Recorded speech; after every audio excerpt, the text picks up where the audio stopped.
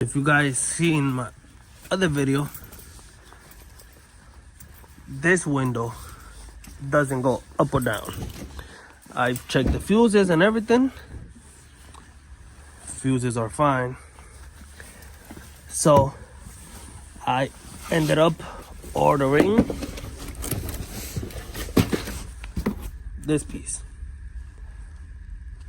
That way, and hopefully that's the thing that's not working on this door. Because if it's not that, then I definitely want a refund. So we had to remove that door panel.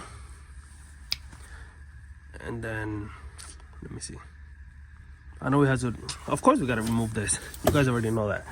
Let me get my tools and stuff, and then I'll show you guys when I remove this. Just in case you don't know, you just have to remove this screw right there, this screw right there. But first you gotta remove the window panel thingy, this, unplug it, and then you got access to that. So we first gotta make sure this thing works. So I already connected the new one. This one, I don't know. It even looks old, so it's probably the same stock one it comes with. So we got it connected. Now let's see if the window works.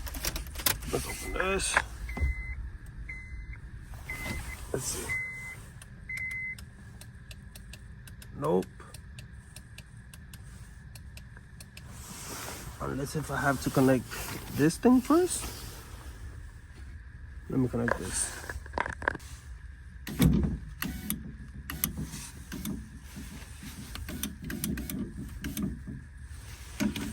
All right, we're good. So I had to connect this for it to be able to work. I was scared for a second. So it does work, as you guys seen. So I just gotta disconnect this. If I can do it with one hand, which I can't.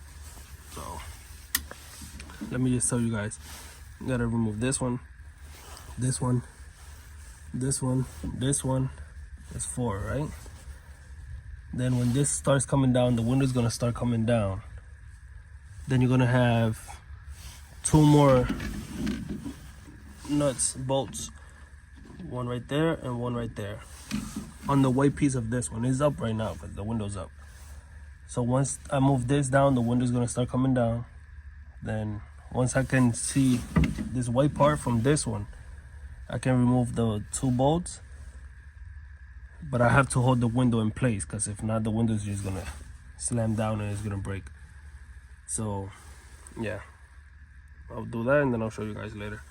I might have to call one of my co-workers to hold it for me, to hold the window so it don't fall down. So we already fixed the window. Now I'm just throwing some water at it. I haven't driven it like in a week.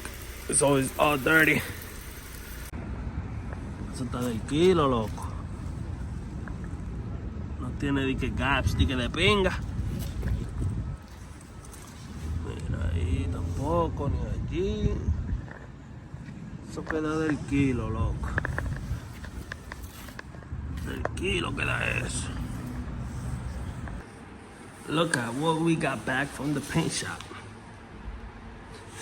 Look at that part. But it fits good. As soon as I put it on the car, this bends back, so that won't be a problem. I already put the double-sided tape, as you guys can see. Just leaving it here as I'm at work, so later I'll be installing it on the car. Looks good. From here, it looks the same. Just gonna wipe this down. Then I'll put the lip. I mean, I still have to remove the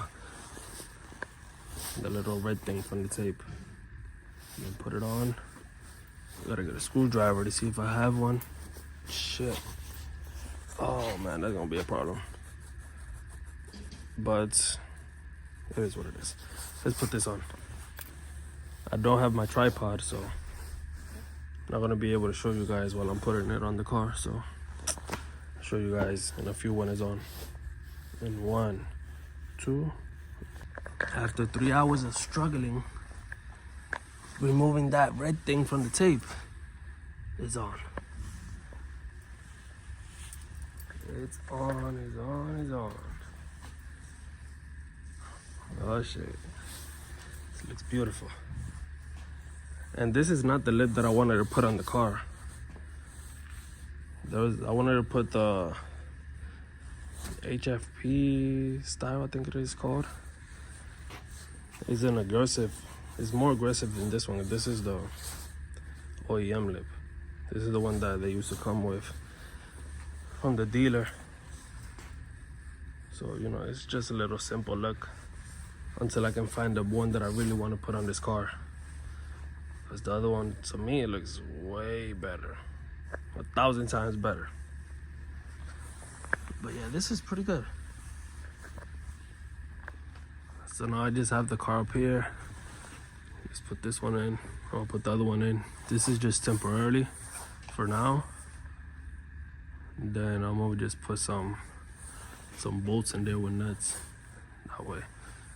I mean, this is not gonna go anywhere, but you know, just for extra protection, to be cautious, you never know. But yeah, that's the lip.